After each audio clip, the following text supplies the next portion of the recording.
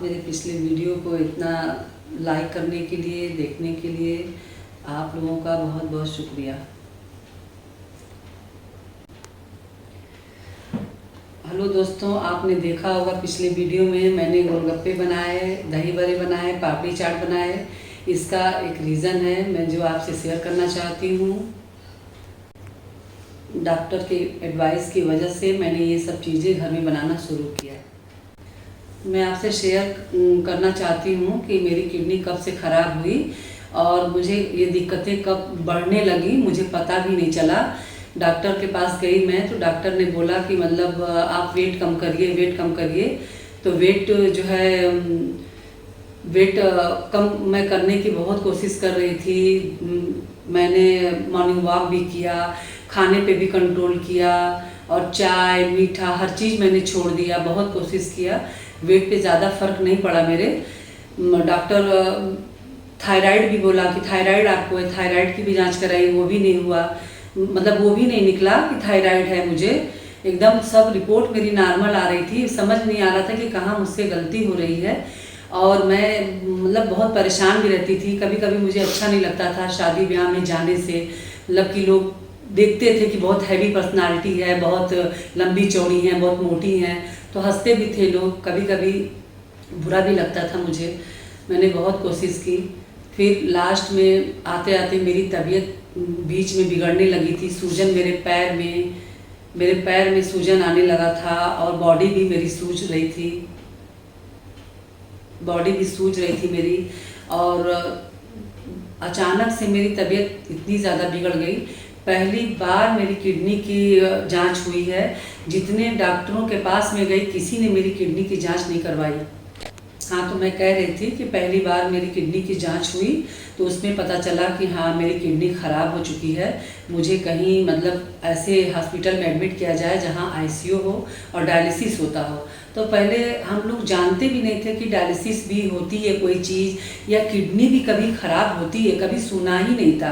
कभी अपने एरिया में कहीं किसी का नहीं सुना था कि हाँ किडनी की प्रॉब्लम होती है, किडनी ख़राब हो जाती है, या कभी किसी की किडनी चेंज हुई है, कभी कुछ भी नहीं सुना था।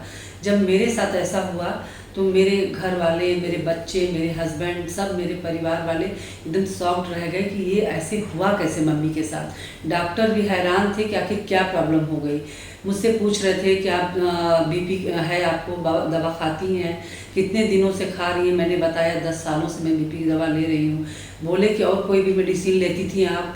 तो मैंने बोला नहीं, कोई और तो नहीं लेती थी। हाँ, सर में मीठा मीठा मेरे दर्द रहता था तो डॉक्टर ने दिया था मुझे एक छोटा टैबलेट दर्द का। बोले कि आपको ज़रूरत हो तो आप खा लेना।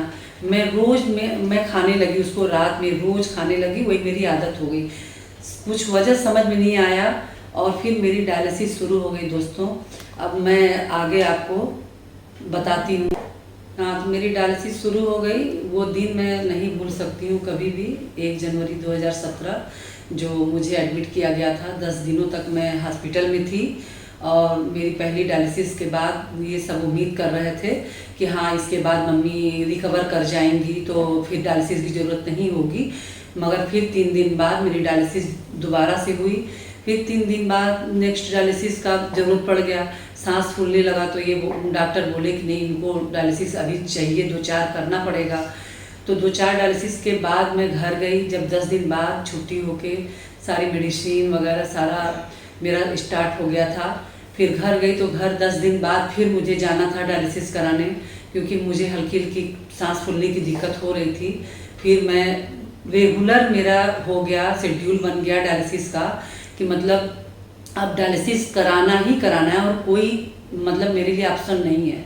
डायलिसिस हर वीक 2 कराना है, हर वीक 2 डायलिसिस। और मेरी डायलिसिस का शेड्यूल, मेरे बच्चों की पढ़ाई लिखाई, मेरे हस्बैंड का ऑफिस में जॉब, ये सब चीज़ें एकदम बहुत ही वो हो गई थी। बहुत मेरे बच्चों के लिए, हस्बैंड के लिए बहुत बिजी हो गई थी। बहुत एकदम टाइम की बहुत ज़्यादा वो हो गई थी। कोई कहीं आ जा नहीं सकता था, कहीं जाना है शादी में, पार्टी में, तो पहले मेरे लिए सब लोग सोचते थे, मेरे बारे में सोचते थे। यहाँ मम्मी को कहीं जाना है या मम्मी जा सकती हैं नहीं जा, सब कुछ मेरे अकॉर्डिंग बच्चे कर रहे थे, मेरे हस्बैंड मेरे अकॉर्डिंग कर रहे थे। इसलिए मैं आपको और भी इसके बारे में बताऊंगी कि कितना मेरे परिवार ने, मेरे बच्चों ने कितना झेला है। ये 3 साल झेला है मेरे। फिर मेरा जो डायलिसिस शुरू हुआ तो 1 साल तक कंटिन्यू मेरा डायलिसिस चलता रहा। 1 साल तक हफ्ते में 2 डायलिसिस। उसके बाद जब दिक्कत होने लगी, सांस फिर फूलने लगा, फेफड़े में पानी भर जाने लगा, तो फिर डॉक्टर ने एडवाइस किया कि इनकी बॉडी वेट के हिसाब से, हाइट के हिसाब से इनका 3 डायलिसिस होना चाहिए। तो फिर 3 डायलिसिस मेरे हस्बैंड ने कर दिया कि नहीं ठीक है, जैसे मुझे आराम मिले। और 3 डायलिसिस होने लगी। उसके बावजूद भी मैं समझ नहीं पा रही थी कि हाँ क्या खाना है क्या नहीं खाना है। पानी लिमिटेड पीना है, 1 लीटर ही पीना है। और कभी कभी तो डॉक्टर बोलते थे आधा लीटर ही पानी पीना है। मेरे समझ में नहीं आ रहा था हम जिंदा कैसे रहेंगे। पानी तो हम 4-5 लीटर ऐसे नॉर्मल लाइफ में पीते थे, अभी मुझे आधा लीटर मिल रहा है, 1 लीटर मिल रहा है। अब कभी भी तबीयत एनी टाइम ख़राब हो जाता था, कुछ समझ नहीं आ रहा था। धीरे धीरे समझने में मुझे टाइम लगा। हाँ, तो मैं बता रही थी आप लोगों को कि मेरा डायलिसिस शुरू हो गया। 1 साल हुआ, 2 साल हुआ, 3 साल हुआ। 1 साल बीता तो मेरे डॉक्टर ने रिकमेंड किया, जो रूटीन डॉक्टर मेरे हैं, उन्होंने रिकमेंड किया कि आप ट्रांसप्लांट करा लीजिए। अभी आपकी एज कम है, आपके बच्चे भी अभी बहुत बड़े नहीं हैं, अभी आपकी उम्र भी कम है, तो ट्रांसप्लांट आप अच्छा रहेगा आपके लिए। तो जब मैं घर आके बताई अपने बच्चों को तो बहुत बच्चे मेरे खुश हुए कि मतलब ऐसा हो सकता है, पॉसिबल है, तो मम्मी इससे अच्छा कुछ नहीं होगा, आप करा लीजिए। तो फिर हम लोगों ने उसी दिन से प्लानिंग करना शुरू कर दिया था और बच्चों ने नेट वगैरह से और सब इंफॉर्मेशन सारा निकाला, सब पता किया। और पता करके बच्चे जब थोड़ा सा उनको लगा कि हाँ ये हो सकता है, मम्मी अच्छी हो जाएंगी, नॉर्मल ज़िंदगी जिएंगी, तो हम लोगों ने ये प्लान किया। मार्च 2019 में हम लोग गए समझने के लिए कि मतलब ट्रांसप्लांट सक्सेस है कि नहीं है, और पूरी मतलब जानकारी लेने के लिए कि ताकि आगे अगर कराने की प्लानिंग हम लोगों की बनती है तो वहाँ से सारा चेकअप वगैरह करा के सब हम लोग डॉक्टर से समझ के सारा इन्फॉर्मेशन लेके घर आए। फिर उसके बाद हम लोगों ने 2020 में फिर गए, नवंबर 2020 में फिर गए। और उसके बाद फिर दोबारा से पूरा हाँ सारा चेकअप वगैरह फिर हुआ, सारा जितने होते हैं इम्पॉर्टेंट सारे जांच जितने होते हैं वो सारे हुए। उसके बाद हम लोगों को डॉक्टर ने डेट दिया, शेड्यूल दिया 1 फरवरी 2021 को। वीडियो पसंद आए तो आप इसे लाइक करें, शेयर करें, क्योंकि अब मैं ज़्यादा लंबा वीडियो नहीं बना पाऊँगी।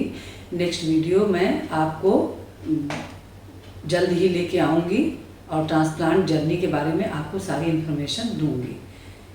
आपका बहुत बहुत शुक्रिया, थैंक यू।